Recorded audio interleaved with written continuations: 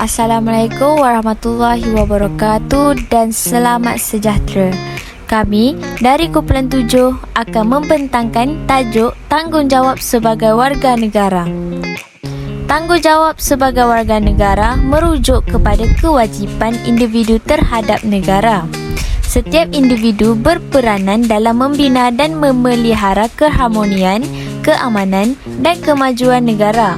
Ini termasuk menghormati hak dan kebebasan orang lain, membayar cukai dan mempertahankan keamanan serta kestabilan negara.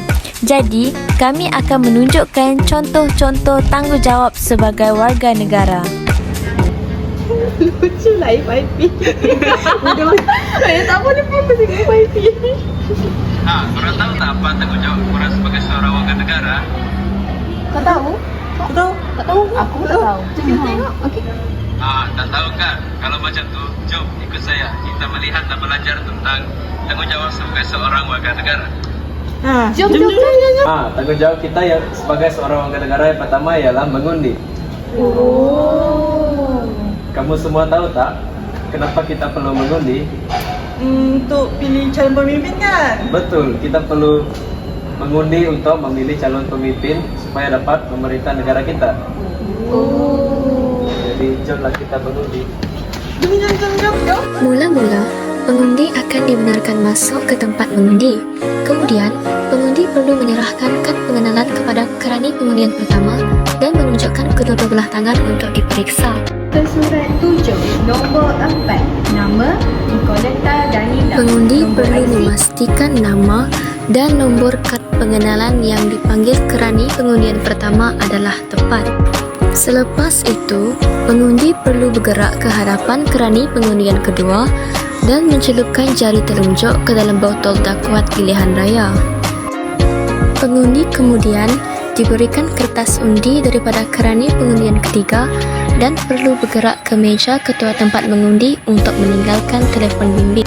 Seterusnya, pengundi boleh bergerak ke petak undi dan tandakan pangkah pada satu ruang kosong bersebelahan dengan nama dan simbol calon dengan menggunakan pen. Calon kemudian bergerak ke peti undi untuk memasukkan kertas undi dan boleh mengambil semula telefon bimbit. Kami sudah mengundi, anda bila lagi? Macam tu. Tanggungjawab warga negara mengundi je ke? Bukan. Tanggungjawab sebagai warga negara ada banyak lagi. Nak tahu tak? Nak. Jom. Jom. Tanggungjawab kita sebagai seorang warga negara yang kedua ialah membayar cukai. Kenapa kita perlu bayar cukai? Kenapa? Kita perlu membayar cukai supaya dapat serba sedikit membangunkan negara dan dapat menolong orang yang sedang dalam kesusahan.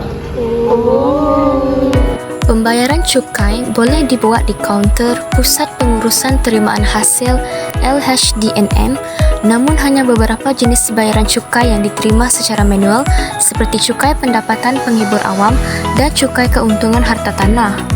Pembayaran cukai masa kini boleh dibuat melalui portal MyTax, kaunter Pos Malaysia dan mesin juru wang automatik ATM.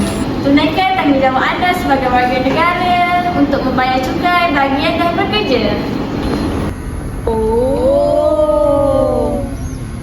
Tolong-menolong tu tanggungjawab warga negara juga ke? Ya, sebagai seorang warga negara, kita haruslah saling tolong-menolong tanpa mengira kaum dan agama. Faham.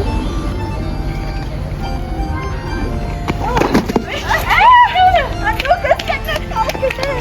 Okey ke?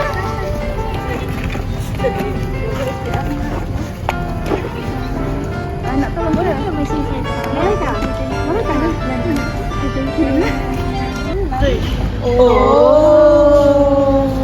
Apa lagi tanggungjawab kita sebagai warga negara? Tanggungjawab kita sebagai warga negara yang keempat ialah kita haruslah menghormati jalur gemilang.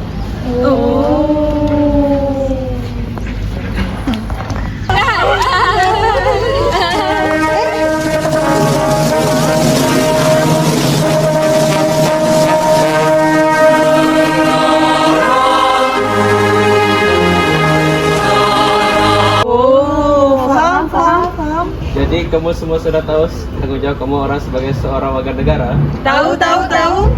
Kalau macam tu, marilah kita balik. Jom. Oh, macam tu. Jadi, marilah kita tunaikan tanggungjawab kita sebagai warga negara. Bye. Ajaran